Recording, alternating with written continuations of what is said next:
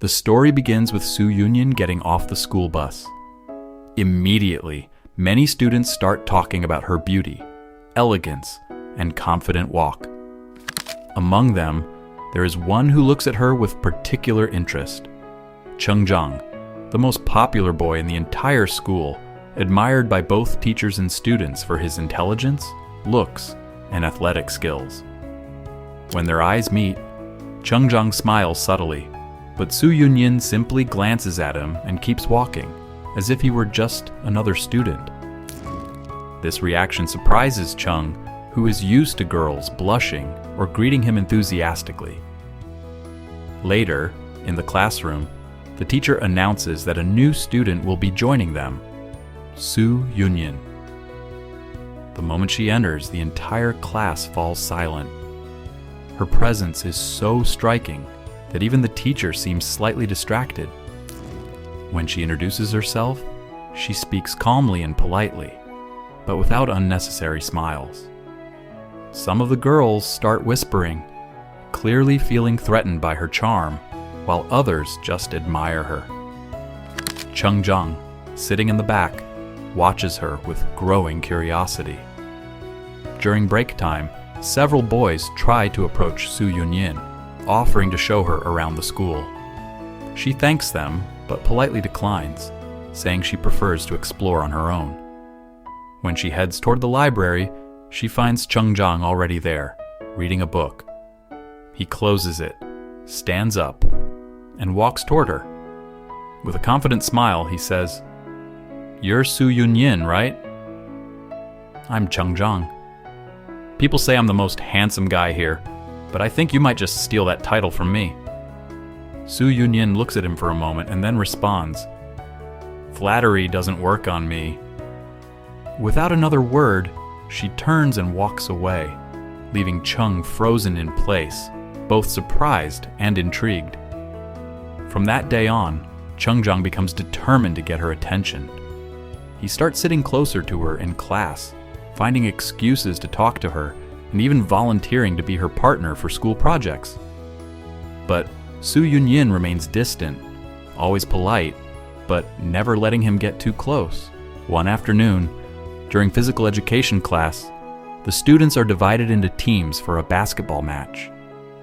Cheng Zheng takes the opportunity to impress Su Yunjin with his skills. Every time he scores, he glances at her to see if she's watching, but she seems more interested in reading a book on the bleachers than in the game.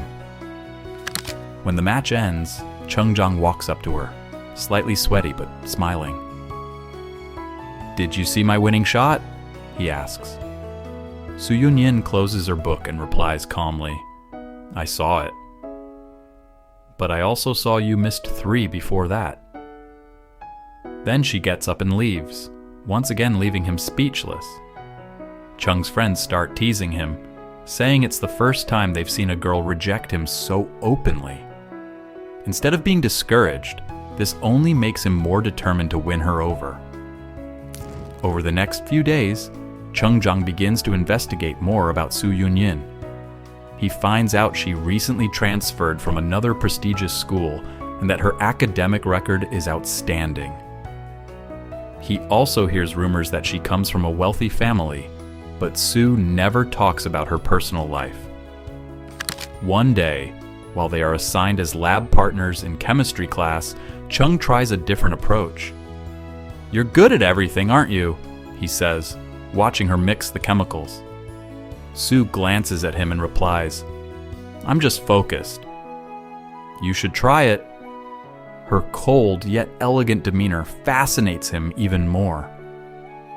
Cheng realizes that unlike other girls, Su Yunjin doesn't care about his popularity, his wealth, or his looks, and that's exactly what makes her stand out in his eyes.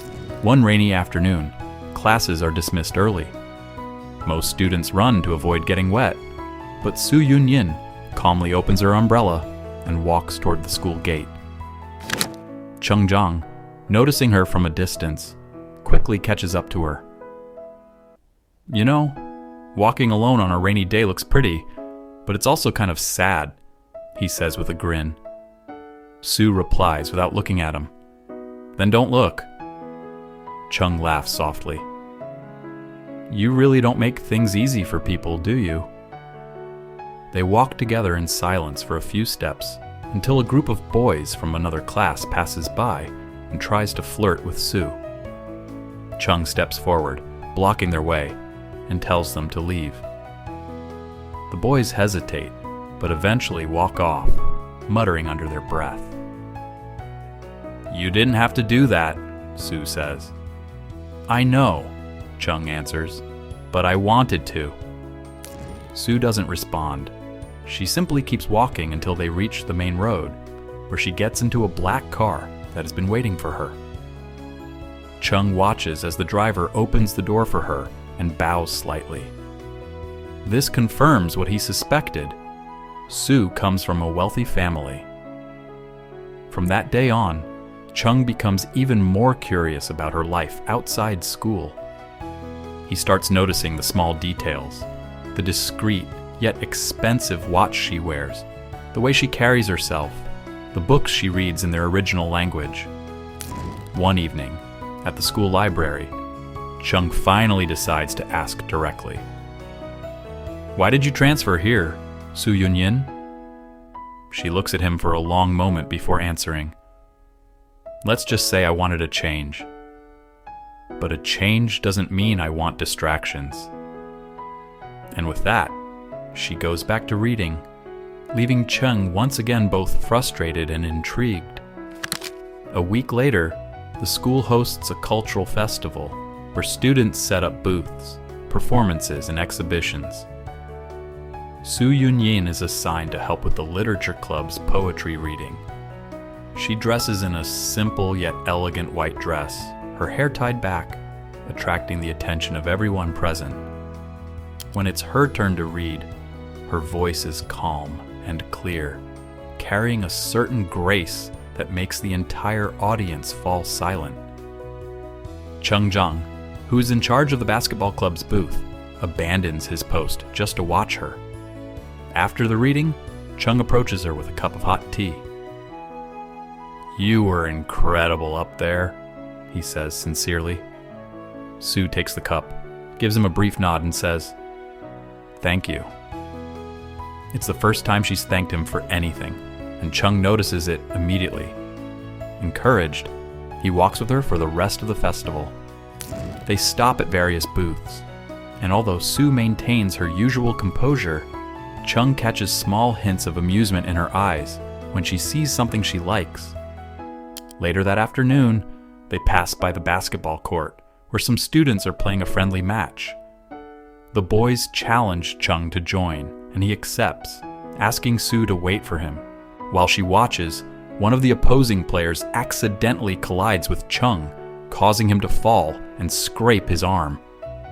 Su instinctively takes a step forward, concerned, but quickly composes herself when she sees Cheng get up and keep playing. After the game, Cheng walks back to her, slightly out of breath but smiling. Were you worried about me? He teases. Su looks away. You play too recklessly. Cheng grins. I'll take that as a yes. As the weeks pass, Cheng Zheng and Su Yunjin begin to spend more time together, though Su still maintains a certain distance. Cheng, however, is patient and never pushes her too far. One afternoon, after school, Cheng finds Su in the music room playing the piano. The melody is soft but carries a deep sense of longing. He listens quietly until she notices his presence. How long have you been standing there? She asks. Long enough to know you play beautifully, Cheng replies, walking closer. Su closes the piano lid. It's just a hobby. Hobbies can say a lot about a person, Cheng says, sitting on the bench next to her. Like, you seem like someone who hides a lot behind a calm expression. Su gives him a faint smile. And you seem like someone who talks too much. They both laugh softly, and for the first time, the air between them feels lighter.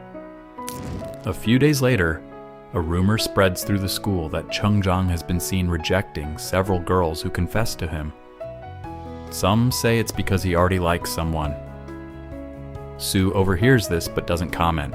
That same week, Cheng officially asks Su to attend the upcoming school dance with him. She hesitates, clearly conflicted, but finally says, "I'll think about it." On the night of the dance, Su arrives wearing a navy blue gown that draws every eye in the room. Cheng, waiting at the entrance in a tailored suit, can't hide his admiration when he sees her. "You came," he says with a bright smile. "I said I'd think about it. I didn't say no," Su replies. They dance together, and although Su keeps her usual composed demeanor, there are moments when she allows herself to smile genuinely at Cheng's clumsy but earnest moves.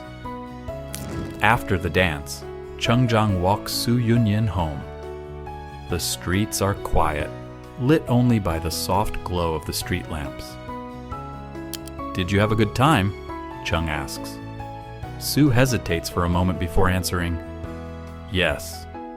It wasn't as bad as I thought it would be." Cheng laughs. "I'll take that as the highest compliment you've given me so far." When they reach her house, Su turns to him and says, "Good night, Cheng Zheng." It's the first time she's addressed him by his full name, and it leaves him smiling even after she disappears inside.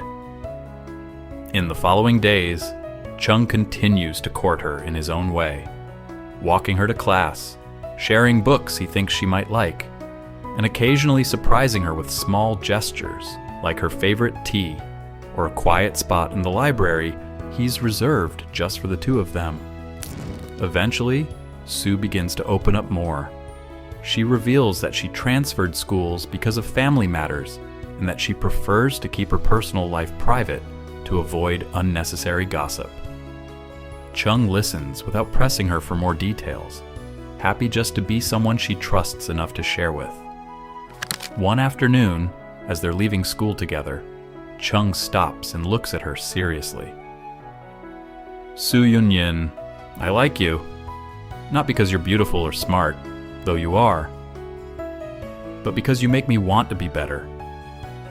Su studies him for a moment, her usual guarded expression softening. "You've been persistent. I'll give you that." "Does that mean—" Cheng begins. Su gives him a small, almost teasing smile. "It means you can keep walking me home." From that day on, their relationship slowly grows, built on mutual respect, subtle smiles, and the quiet understanding that sometimes love doesn't need grand declarations. It just needs two people willing to take each step together.